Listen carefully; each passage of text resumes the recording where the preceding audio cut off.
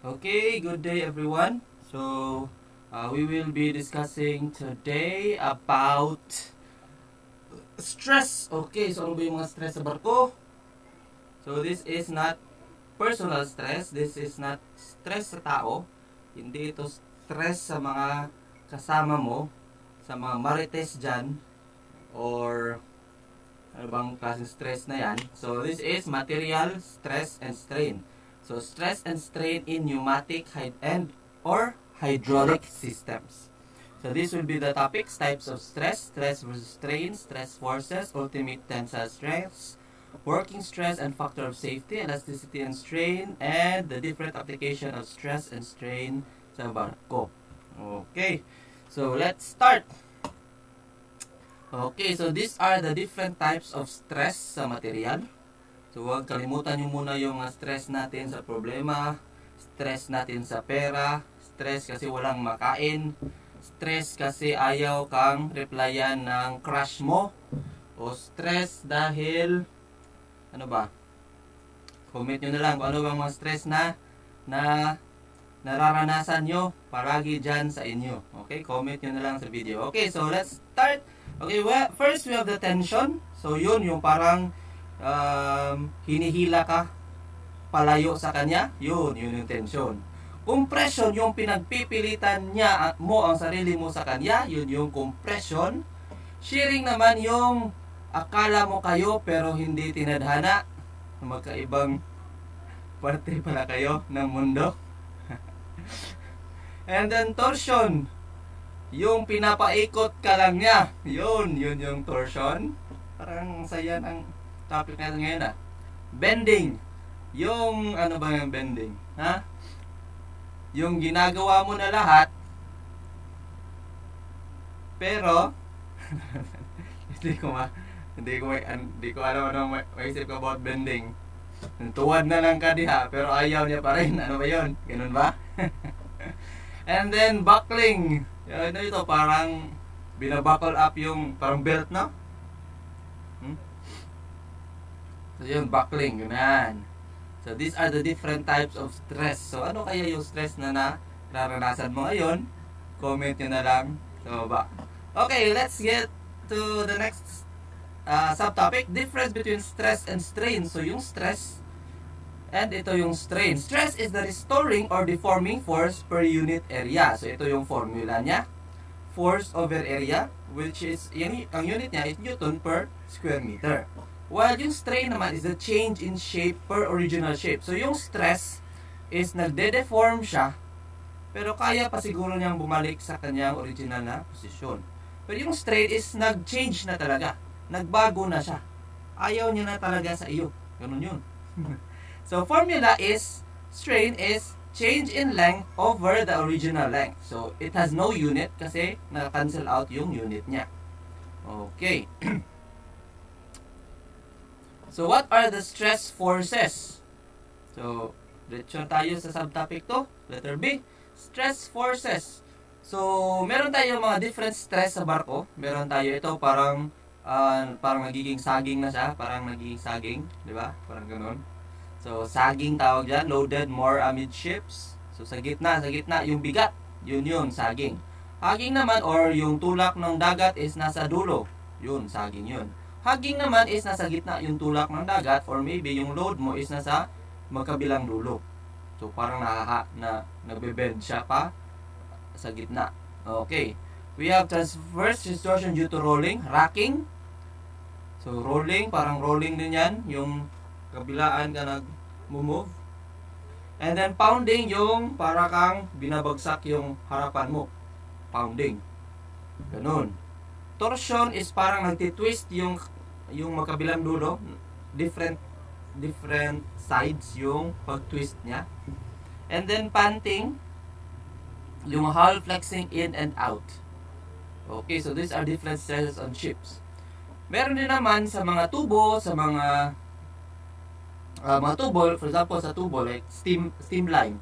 So yung pag bigla mong binuksan yung steam, biglang papasok yung mainit na steam dun sa tubo na malamig pa, nagkakaroon tayo ng water hammering effects. Pag hinayaan mo yung water hammering effects, ang tendency is nagkakaroon ng stress sa tubo, nag-i-expand siya bigla hanggang sa pwede siyang maputol or masira or ma-damage or mabutas. So, yun yung kailangan i-prevent natin. So, kailangan natin i-prevent yung water hammering. So, para ma-prevent natin yun, pag meron tayong steam line, bago natin buksan yung steam valve, para ito natin buksan natin ng konti. Tapos, mayroong lalabas na konting steam and then isarado mo agad. So, yung steam na yun yung magpapainit doon sa linyada mo, doon, papunta sa kung saan mang mga linyada yan, kahit gano'ng kahaba yan, painitin mo muna. Pag nawala na yung parang medyo kunting tunog, parang nag-water hammering din yan, buksan mo ulit yung steam valve and then isarado mo agad. So, kunti lang yung bukas. Okay, so parang pinapainit mo lang yung steam line mo. So, bukas-sara hanggang sa nawala na yung tunog, naka-adjust na yung pipeline mo doon sa heating ng steam, nakainit na siya ng tama, wala nang water hammering kang naririnig, wala nang nagpupok-pok doon na parang narinig ka nagpupok-pok ng tubo. Okay, pag ganon, unti-unti mo nang buksan yung steam valve mo hanggang sa fully open. So yun, pag wala ka naririnig na water hammering, hayaan mo. Pero pag meron ka narinig, isarado mo ulit. Okay, so ganon yung proper na pagbukas ng steam line. So para ma-prevent natin yung water hammering effects. Okay. Next, saan ba yung mga stress? Sa engine naman, yung buong body ng engine, ito yung engine block mo, ito yung engine block, yung A-frame at yung bed plate mo ng engine mo, lahat ng yung parts na yun, pati yung cylinder head, lahat ng parts na yun is nagkakaroon tayo ng stress and strain doon. Una, dahil sa temperature, mainit. Pangalawa is dahil sa loob ng ating engine, meron tayong mga combustion na nangyayari. So, napakalakas ng pressure na yun. So, nagkakaroon din ng stress doon sa ating engine. Okay? So, pati sa mga parts sa loob ng engine, meron din tayong mga stress and strain na nangyayari. So, para malaman natin sa engine na kung okay po ba yung engine mo or parang nahihirapan na siya, bumibitew na talaga siya. Okay, so meron tayong computer-aided engineering areas. So, meron tayong mga sensors dyan in which pwede nating malaman yung mga stress, strain, temperature doon sa loob ng mga parts ng engine natin. Especially the engine structure, sa air receiver, hot parts, cylinder block, running gears, rail unit, supply unit, girder, casting, and certification simulation. And then, hydrodynamics, hydrodynamic main bearing calculation. So, meron tayong mga calculations dyan, torsional and axial shaft vibrations. Meron tayong dyan lahat ng mga computations dyan na ginagawa na ng computer para malaman natin yung stress and strain sa loob ng ating engine. Usually, ginagawa din ito ng mga manufacturers. Bago nila i-deliver yung engine mo or yung mga engine nila, tinetest muna nila sa computer-aided engineering areas para malaman nila kung kayang ma-withstand ng mga parts yung certain stress and strain and different temperatures na nangyayari sa engine. Okay, meron din sa loob ng ating crankshaft. Ba't ito gumagalaw? Okay, meron din yung mga stress and strain dyan na nangyayari kasi umiikot yung ating crankshaft, di ba? Pagbaba ng piston, iikot yung crankshaft mo. Nagkakaroon ng mga twisting dyan. So, pag hindi kaya ng material yung twist, so delikado, di ba? So kailangan yung machineries mo or yung material na ginagamit sa machineries mo is kayang-kaya yung mga different stresses sa na nangyayari sa engine. Okay? So kailan ba malakas yung stress? So malakas yung stress pag nasa power stroke yung piston mo, di ba? Pero pag nasa compression stroke or sa intake stroke, medyo mababa na yung stress doon. So, kailangan yung machineries or parts ng engine mo is kaya niyang ma-absorb or kaya niya yung different changes in stress and strain na nangyayari sa kanya. Okay? So, ito naman, engine block. So, makita natin dyan sa color, different colors, makikita natin dyan yung different stress or strain na nangyayari sa kanya. Okay? Saan pa ba? So, dito sa barko, meron din tayong twisting na nangyari dyan. Dito, bending. Yan. So, different color has different intensities of stress. So, yan. Ito, nagka-stress na talaga. Nabali na talaga to. Diba? Hindi ko alam ano nangyari dyan. Baka sa ilalim ng lupa, nag-grounding, or ano ba nangyari dyan? O hindi pantay yung paglo-load. Ito naman, parang nagbe-bend na siya. Dahil sa dagat. Okay. So, kailangan yung mga ganyan, kinakalculate natin yan, piniprevent natin na mangyari yung strain. Yung stress and strain na sobra na hindi na kaya ng mga materials ng barko. Okay, so paano malaman yung stress and strain natin kung kaya pa ba? Or kung pantay ba yung loading mo sa barko ng stress, ng strain? So, sa loob ng barko, meron tayong mga strain sensors. So, meron sa aft strain sensor, sa gitna, midship. Meron sa forward. So, nandyan yan, palibot sa barko. Okay, yan yung mga sensor niya. Yan. Piezoresistive force sensor. And then, so, na-measure niya yung force sensor doon sa bandang yun ng barko. And then, i-deliver niya yung lahat ng mga na-measure niya doon sa control unit. So, doon, malalaman mo kung pantay ba yung load mo. Baka nandito yung lahat ng bigat sa harapan, sa gitna, wala masyadong bigat. Sa likod, maraming bigat din. So, parang mataas yung pressure na or strain na nakikuha ng midship na sensor. So, yun, ibig sabihin, hindi pantay yung loading mo. So, kailangan mong ilipat yung iba sa gitna para magpantay sila. Okay, so ganun. Okay, ano pa ba ang ginagamit natin ng stress and strain? Okay, so, ito naman, we have here a hydraulic bolt tensioning tool. So, ito yung mga bolt na nag-hold sa cylinder head natin papunta sa body papunta sa cylinder engine block. Okay, so dapat kailangan tama yung higpit mo para pag nangyari yung power stroke or yung combustion or yung gas force, syempre sasabog yun sa loob. Pag hindi tama yung higpit mo sa cylinder head, baka lumipad yung cylinder head mo, 'di ba? Lagpot na. Okay? So, to prevent that, meron tayong mga hydraulic na ways para mahigpitan itong ating mga cylinder head bolt. So, anong ginagawa dito? So, ito ay hydraulic. So, dito, meron tayong hydraulic dito. Papasok yan dyan. Itong tool na ito is pinapasok mo dyan or iniikot mo dyan sa thread niya. Okay? So, ang mangyayari, pag pump mo ng hydraulic pressure dito, mapupuno ito ng hydraulic. Itutulak niya ito pataas. So, mahihila din pataas itong ating itong tool na ito. Itong may thread. And then, hihilahin niya itong stud. Yung bolt na ito. Hihilahin niya. Pag hila niya ngayon, aangat itong space dito sa bandang ito. Sulatan natin. Okay. So, pag hinila mo tong stud, yung bolt pataas, aangat itong nut. Diba? Kasi ang tawag kasi dito sa bolt na to is flexible bolt or elastic bolt pala. So, elastic bolt. So, elastic bolt. EB. So, ito is elastic bolt. Hihilahin mo yan pataas. So, pag nahila mo na yan, mag-expand yan. So, meron kang torsion. Torsion ba? For expansion. So, hilahin niya pataas and then aangat yung ating nut, itong nut. So, pag umangat na itong nut, ibig sabihin, pwede mo siya ikutin pababa. So, para higpitan mo. Or pwede mo siya ikutin pataas. Depende kung gusto mong luwagan naman. So, pag hinigpitan mo, ngayon, higpit ka naman ulit. Pagkatapos mo higpitan, release mo muna yung pressure dito sa hydraulic, bababa ulit yan. And then, adjust ka konti, higpitan mo konti itong thread, and then hilahin mo na ulit yung thread. Para yung nut mo is angat na naman hanggang sa ma-reach mo yung tamang higpit ng ating cylinder head bolt. Yan. So yung ganun yung simple explanation niya. Okay, so release mo naman ulit yung hydraulic and then pump ka naman ulit para iangat ulit and then higpit.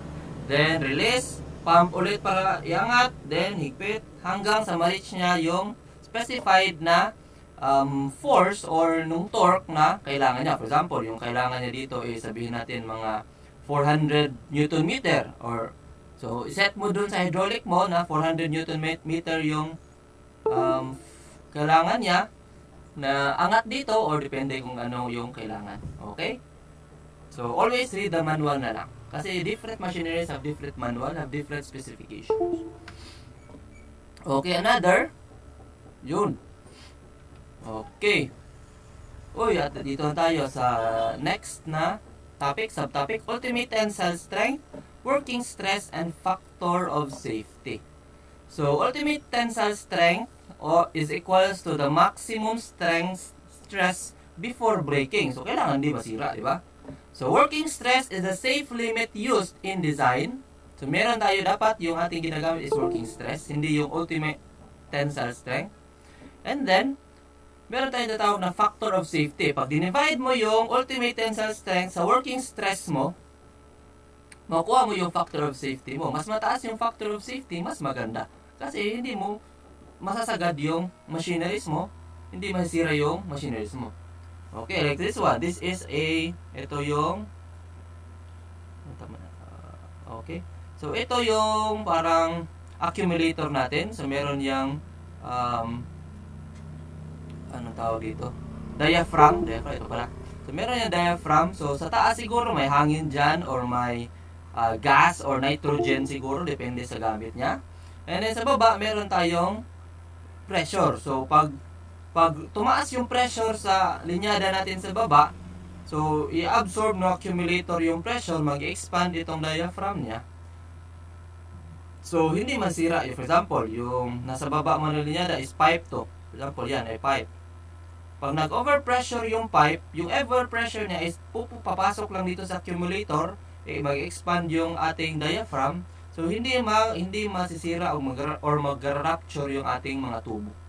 Okay, so yun yung para siyang shock absorber, parang ganun. Diba? Ina-absorb niya yung shock sa linyada para hindi masira yung linyada. Also, sa atin din mga boiler, diba? Sa mga boilers natin, since yung mga boiler natin is nagkikreate ng steam, yung steam is tumataas yung pressure. So, to prevent naman yan from overpressure, meron tayong safety valve na magre-release siya ng steam para hindi masira yung ating boiler in case of too much pressure na. Okay? So, may set point naman yan. Okay, questions. Why is a high factor safety important? Wala yung ko. Okay, why is a high factor of safety important in pressure vessel and boiler design? So, syempre. So, nasabi ko na yan kanina. For safety purposes, hindi masira yung equipment, and then yung mga tao na nasa paligid is hindi madadamage or magkakaroon ng accident. Di ba? What might cause actual stress to exceed the calculated working stress? So, titingnan natin. Okay, why is a high factor of safety important in pressure vessel and boiler? First is safety of crew and ship. So, crew, yung mga tao, and syempre nung barko. Kasi pag nag-overpressure, nagkaroon ng explosion, so masira din yung barko. And then, syempre sa environment din. Kasi, pag nasira yung barko, nagkakaroon din ng damage sa environment. Okay, another factor, which is important, bakit kailangan yung high factor of safety is the material imperfections. Hindi lahat ng material ay maganda yung quality. Or maybe, nagkamali lang kasi hindi naman lahat perfect, di ba? Or maybe, yung equipment mo is made in, saan ba? Ang mga substandard, di ba? So, hindi natin alam. So, because of material imperfections, kailangan din natin mataas yung ating FOS para ma-prevent natin ang mga uncertain na mga mangyayari. Okay? Variations in operating conditions. So, kasi minsan nagsa-surge yung pressure, nagkakaroon ng pressure spike, or nag-iba yung mga loading, yung bigat na lumilipat. So, to prevent from damage, so kailangan taas yung ating factor of safety. Corrosion and wear, kasi yung ating mga materials, yung mga machineries natin is dumadaan talaga sa wear and tear. So, over time, tumatanda talaga tayo, tumatanda talaga yung mga machineries. So, kailangan mataas yung FOS natin para ma-prevent na magkaroon ng catastrophic damage. Okay? Manufacturing tolerances. So, sa manufacturer, welding, sa fabrication, baka may mga defects, mga lower strength, may mga materials na mali yung nilagay, mali yung sukat. So, kailangan mataas yung yung FOS mo para ma-prevent yung mga damages. Okay? Yun. Okay. So, what might cause actual stress to exceed the calculated working stress. So, paano baka nag-exceed yan? Sabog na yan, di ba? So, first is overpressure events. Baka nagka-overpressure dun sa machinery, kaya nagkakaroon tayo ng excess sa ating working stress. Okay? Thermal expansion restraint. So, baka sa sobrang init, nag-expand siya sobra na hindi niya kakayanin, di ba? Fatigue loading. Sobra naman. Misalignment or vibration. Kasi sa barko, nagkakaroon talaga tayo ng vibration, so hindi natin ang tawag doon, hindi tayo makakaiwas dyan. So, kailangan mataas yung FOS mo, di ba? And then, misalignment. Di ba? Hindi pantay yung pagkakabit mo. Material degradation and human error. So, human error nandyan talaga yan. Baka nagkamali lang yung tao. Di ba? Mali yung in-order mo. Mali yung dumating. Mali yung binili. Or yung binili ng company is mas mura kaysa sa doon sa in-order mo. Yun yung mga mahirap doon. So, human error din yun kasi yung company, tao yan. Di ba? Mga tao doon. Baka naghanap sila ng mas mura. So, pero yung quality naman is, di ba? So, kailangan mataas yung factor of safety natin, mataas yung kanyang ultimate tensile strength versus sa working stress mo. Okay? Or yung working na pressure mo. Okay. So, here is a sample problem. So, madali naman to. FOS equals UTS over working stress. Divide mo lang yung dalawa. Makukuha mo na agad yung FOS mo. Or, kung gusto mong kunin dito, for example, dito, working stress yung hinahanap. So, para ma-solve mo yan, yung gagawin natin is, ilipat natin yung stress is equals to UTS, which is given na divided by FOS. So, yun. Ang working stress mo is 100 megapascal. Ganun. So, madali lang naman to. So, hindi na natin yan papatagalin. So, practice nyo lang dyan sa bahay. Kasi magki-quiz tayo next meeting. Okay. So, hanggang doon muna tayo. Cut muna natin yung video kasi medyo mahaba na. And I'll see you on our next video.